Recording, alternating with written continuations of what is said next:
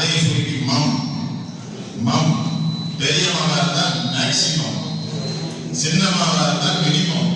இப்படியெல்லாம் கூப்பிட ஆரம்பிச்சிட்டாங்க.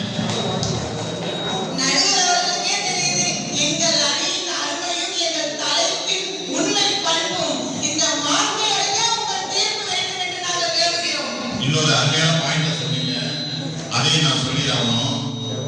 தம்பி ஒரு 5 நிமிஷம் நீங்க அட்ஜஸ்ட் பண்ணி கரெக்டா வைங்க. இந்த விஷயங்கள்லாம் வராம அப்புறம் செட் ஆயிடும்.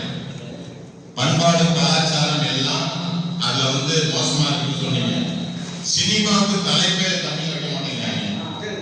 நீங்க தமிழ்ல தலைப்பு வச்சா வரித்தலைன்னு முன்னாள் தமிழக முதல்வர் கலைஞர் சொன்னப்ப வச்சாங்க. ரோபோ அப்படின்னு 80 கோடி ரூபாய் பட்ஜெட்ல படம் எடுத்தாங்க. அதுக்கே எந்திரன்னு வச்சாங்க. படம் உடனே போச்சு. ஒரு சலுகை கொடுத்தாதான் நம்முடைய தாய்மொழி தமிழில் பெயர் வைக்கணும். ஆனா இன்னைக்கு வர்ற படம்லாம் படத்துக்கு பேர் வைக்கிறான், ரொம்ப மோசமா இருக்கு. அன்னைக்கு ஒரு படத்துக்கு பேர் வச்சிருந்தாங்க, நயன்தாரா நடிச்ச படம். சரிட்டு போனேன், ஆபீஸ்க்கு லீவு போட்டு போனேன்.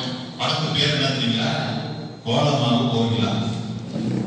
என்ன எப்படியாவது கோலம் போட்டு வாங்கலாம் அப்படின்னு சொல்லி தரலாம் பார்த்தா படம் முடிகிற வரைக்கும் கோலம் போடலைங்க. கடைசியில ஒரு துப்பாக்கி எடுத்து தப்புல சுத்திச்சு படத்தை முடிச்சுட்டாங்க. இது பரவாயில்ல, இன்னொரு படத்துக்கு பேர் வச்சிருக்காங்க, என் ஆளோட சிறப்பா காணும். ஏன்னா படத்துக்கு பேருங்க எப்படி சென்சார் சர்டிபிகேட் கொடுத்தான்னு தெரியல. இன்னொருத்த வச்சிருக்கான் பாருங்க, அருமையான தலைப்பு. நடுவில் கொஞ்சம் பக்கத்தை காணும். போய் பார்த்தா தேட்டர்லாம் கூட தரணும். கொஞ்ச நாள் கழிச்சு போனா தேட்டர் காணும், இடிச்சு மண்டபமா மாற்றி விட்டாங்க.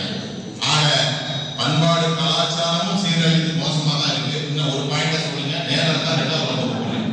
உங்களுக்கு எத்தனை ரவுண்ட் வேணாலும் கொடுக்கலாம் போட்டுருக்கு. இருந்தாலும் ஒரு 8 பேர் ஒரு தடவை பேசிடட்டும், அப்புறம் நேரத்தை அனுசரிச்சு கொடுப்போம். இல்ல